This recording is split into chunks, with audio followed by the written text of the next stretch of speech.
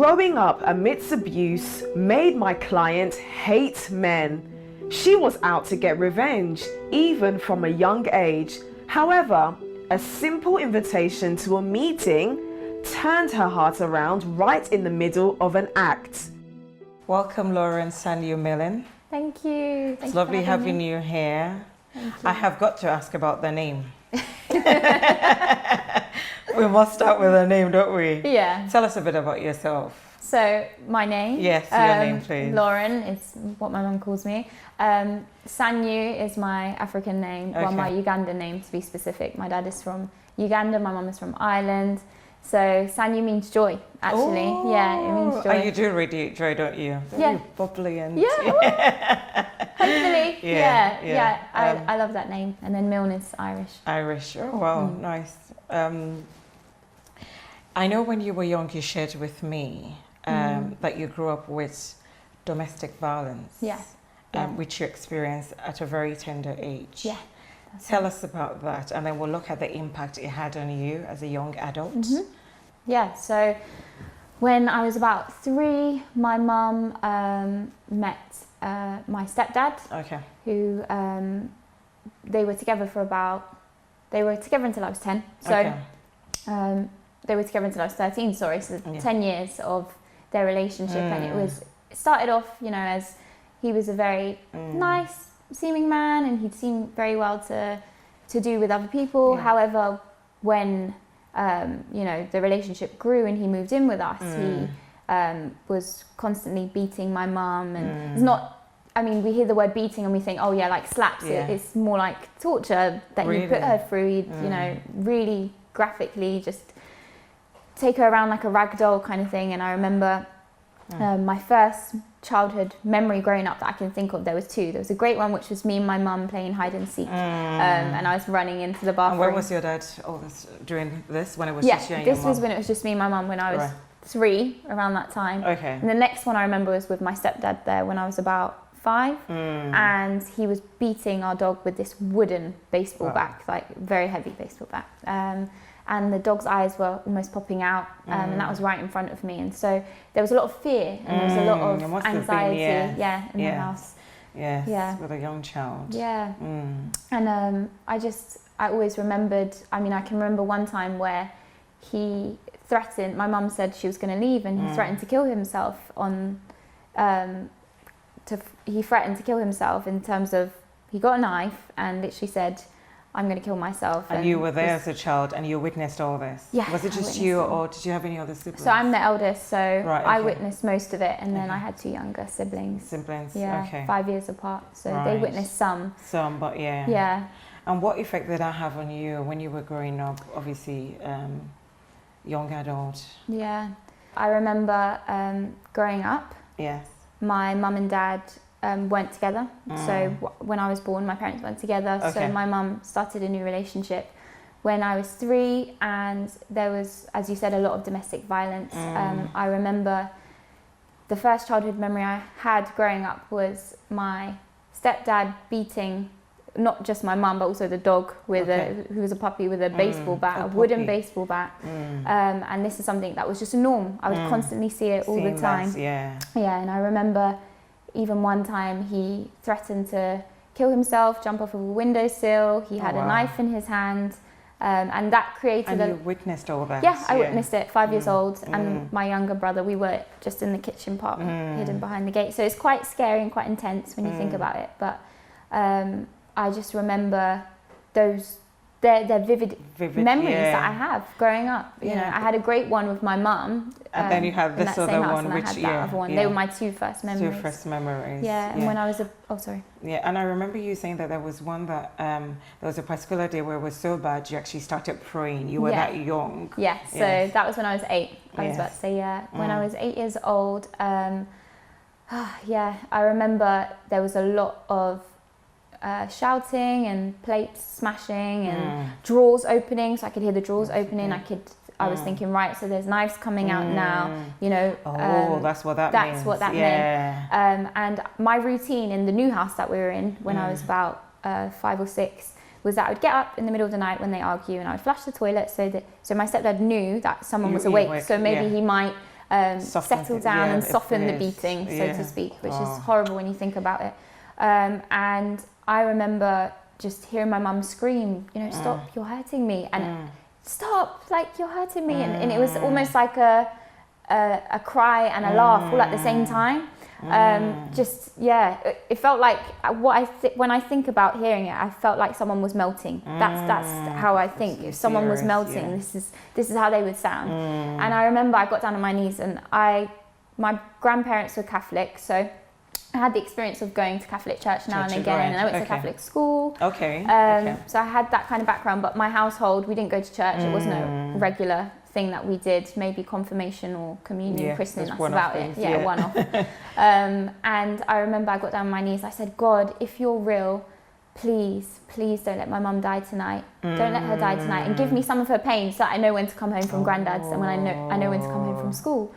So and I remember I really did cry out to God in that moment, and he, thankfully, he didn't let her die. Which was your prayer. Which was my prayer. That was my prayer, because it felt like she was going through in that moment, and I was really, really astounded just by that. But then obviously I went back to my normal life of playing at school and just being... Yeah, because you were 8-year-old, weren't you, at that time, so it wasn't... But that was definitely a seed. Exactly.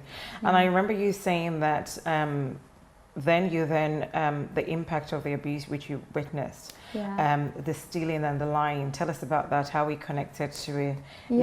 So that links, the stealing and the lying links. I guess it's a deeper underlying issue of identity, because...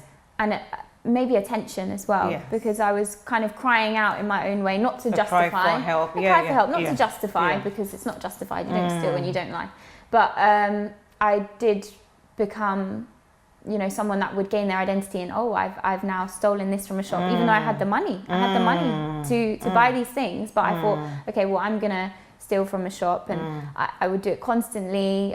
It started off with nail varnish and just small things, and then it ended up being shoes. Because you're thinking, I'm getting away with it. I'm getting away with it, and the whole idea of, the government put loads of, these shops don't pay taxes, some of them. So that was my little excuse at 14 years old. Justify what you were doing, which is wrong, but it was, again, like a side effect to cry for help. And then with the lying, that was something that, obviously I look a bit ambiguous, some might say. So some people say, I can't tell where you're from, maybe you're part Chinese, maybe you're this, and I'd say, do you know what, I'm going to take that, and I'd say, I am, and I'm from Uganda and Ireland, China, and I'd lie about it. And I remember it wasn't until I actually got saved and I gave my life to Christ, and I was at university, and I had given off this appearance that I'm, part Chinese, and then someone asked me, Lauren, aren't you Chinese? And I was like, the Holy Spirit has convicted me, and said, no. You couldn't lie though, could you? I couldn't lie, and I just said no.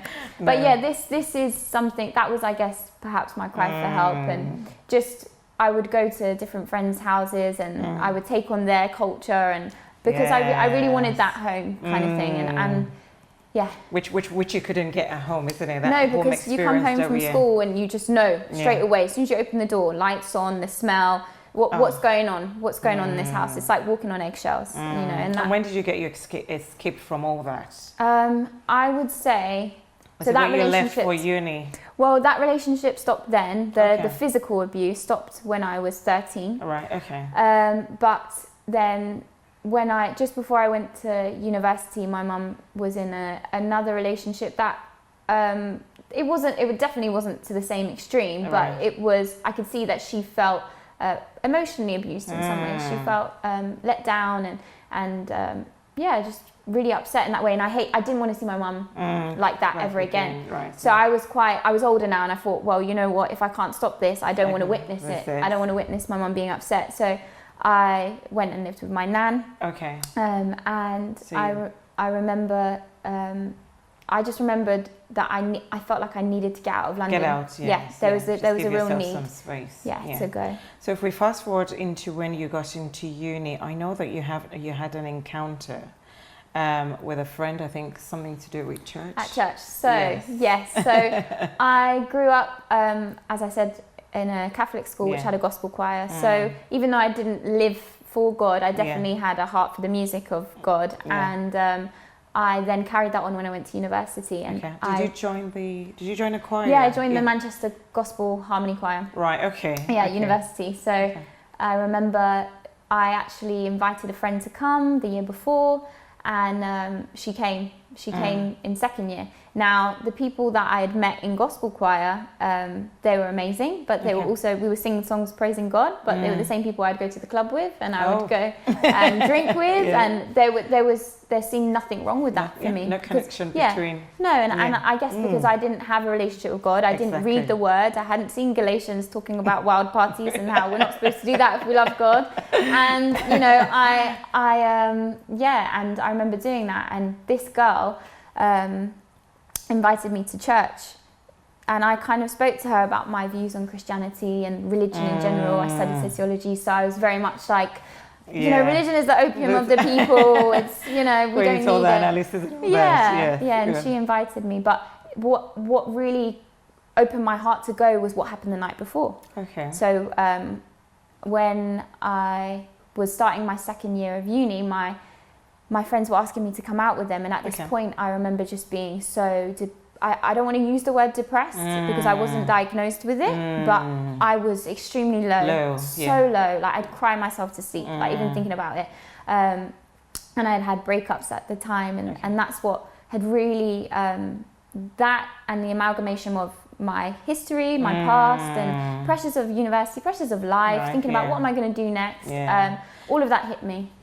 So I remember there was something else you mentioned about university where you thought, okay, you would help your friends and so like get back. And I think I'm assuming this is also part of what could have added to, you know, the depression you were feeling, where you would, you know, sort of like get men off them because, and then, you know, you would then use that as sort of like revenge for friends. Yeah. So, again, sorry, go on. No, definitely. I would, that started from when I was in secondary school, the idea of, you know, I got male attention, so I thought, great, okay, this is great, but actually it's causing a problem and a friction between my female friends, because now people don't want to be my friends because the guys that they like me. So not in a vain or boastful way. So I would be quite upset about that, and I valued female friendship more than male friendship. So I thought, well, I'm gonna kind of use my femininity to upset the guys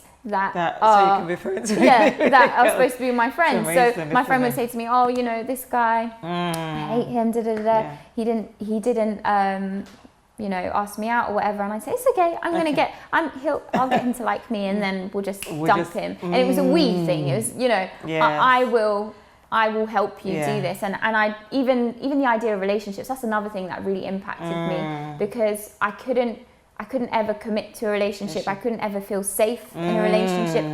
My own biological dad is, you know, amazing, and I always feel safe around him. But from seeing what you had experienced, and you know.